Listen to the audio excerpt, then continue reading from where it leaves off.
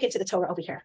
In this week's Parsha, we have the story of Yetzias Mitzrayim, and we know that the Egyptians persecuted the Jews. It was not the most romantic moment in the Torah. And the words of the pasuk are, Mitzrayim nosea acharehem, that the Egyptians were running after them. Now, anyone here who speaks Hebrew, I see we have some people who live in Israel here, anyone who speaks Hebrew, you would know that this is grammatically incorrect. When it talks about the Egyptians chasing after them and pursuing them, it says nosea acharehem. Is nosea plural or single? Single. We're talking about a whole nation of people. It should have said nosim acharehem. It should have said they chased after them. So we want to understand why something is the way it is. We look into Rashi, and Rashi tells us that it was a deliberate grammatical mistake in order to teach us another level of information. Rashi says they were belev echad keish echad. They were like one heart and one person. Now, a few pages later in the Torah, in Parshas Yisro, so again, we're right in between last week's Parsha and this week's Parsha. A few pages later, we have a similar idea. We're talking about the Jewish people waiting to receive the Torah. Vayichan Sham Yisrael neged hahar. Vayichan Sham Yisrael neged hahar. Vayichan, we know, we're talking about a whole group of people. This is grammatically incorrect. It should be Vayachanu. Vayachanu Sham Yisrael. So again, we look into Rashi. Rashi helps us understand this deliberate grammatical mistake. And Rashi says, Ke'ish echad b'lev echad. Do we see what happened here? I want everyone to pay attention. We have two very similar scenarios. We have the Mitzrayim who were chasing after the Jews, and we have a word that is used there, a singular word instead of a plural word. And Rashi said, b'lev echad, they were like one heart, Ke'ish echad, and one man. And then we have very, very shortly after that, we have the Jewish people gathered together at the mountain. And again, a singular word is used in the place of a plural word. And Rashi says, Ki'ish echad, belev echad. Do we hear how the two expressions of Rashi are saying the same thing, but they're phrased completely opposite? We have belev echad, Ki'ish echad by the Egyptians, Ki'ish echad, belev echad by the Jews. The only difference between these two expressions is the order of the words. By the Mitzrayim, it was first the heart and then the person. By the Jews, it was first the person and then the heart. This is teaching us two different types of unity. The first type of unity is what we call a merge. A merge. The second type of unity is what we call true unity, a real authentic unity. So the first is a merge, the second is unity. Let's talk about the merge for a minute. All right, we're going to use an example. Let's say I have a lot of money and I want to open a business. I am going to unite with someone to open the business with me. He has a product. I have the money. Let's get together and start a business. We're going to make even more money. Now, the first year, it's going amazing. It is incredible. We're doing so well. We become best friends. We go out together every night to celebrate. We go for drinks and I pay every single time for every single drink. I am just loving it. I am so happy to be here with my best friend. I love him so much. We're working so well together. Now, that's the first year. Let's get to the third year. The third year, business is not doing so great anymore. Really isn't becoming the business that I hoped it would be. By the time we get to the fourth year, we don't go out so much anymore at all. Sometimes once in a while we'll go out. Sometimes I'll pay. Sometimes I'll make him pay. Or by the fifth year, we're losing a lot of money in our business already. It's just not going well, losing a lot of money. So what do? I call over my partner, take him aside.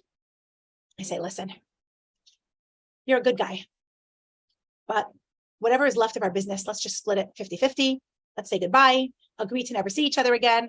Our business is over. That's it. So the question is, what happened to our big love? Right? I loved him when I was doing business with him. I bought him drinks every night. He was my best friend. We had the best time. What happened to our big love? The truth is, I never loved him. He was a means to an end. Yes. The Gemara says it was dependent. It was a love that was dependent on something or on someone. He was a means to an end. In reality, how did the love work? I loved myself. I wanted money. There was something I wanted from this relationship. I thought I loved him, but that's what I went into this relationship for in the first place. And this person was the means to get my money. As long as you were delivering the goods, there was love. right? As long as it was going the way I wanted it to go, when I was getting what I wanted to get, there was love. But the moment you were not, the love is gone.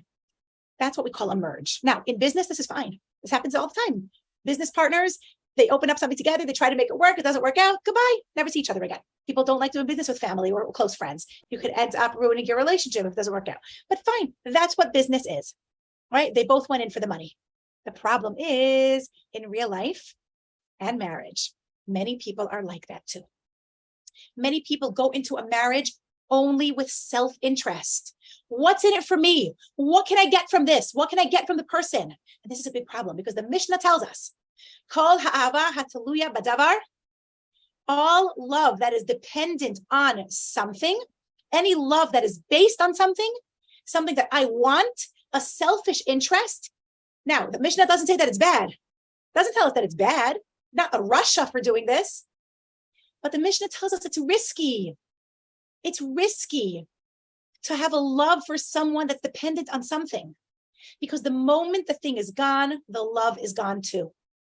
So that's a problem when people get married for physical pleasure or physical appearance or financial status or for certain emotional reasons or social reasons. If you get married for those reasons, at some point, those things aren't there anymore, right? The physical doesn't last forever. You can get it somewhere else, easier or better, whatever it is. Money doesn't last forever. You can lose your money. So it becomes a problem because that love becomes temporary and momentary. The Egyptians, let's get back to that now. The Egyptians, they were belev echad. I want you to listen carefully because it's such a powerful concept. They were belev echad. Lev is the heart, and that symbolizes our desires. What united them wasn't love for each other. It was a common self-interest. We want to kill the Jews. We want to get our slaves back. And we all understand that together we have a better chance at achieving it. That was their unity. It was a unity of a desire for common self-interest.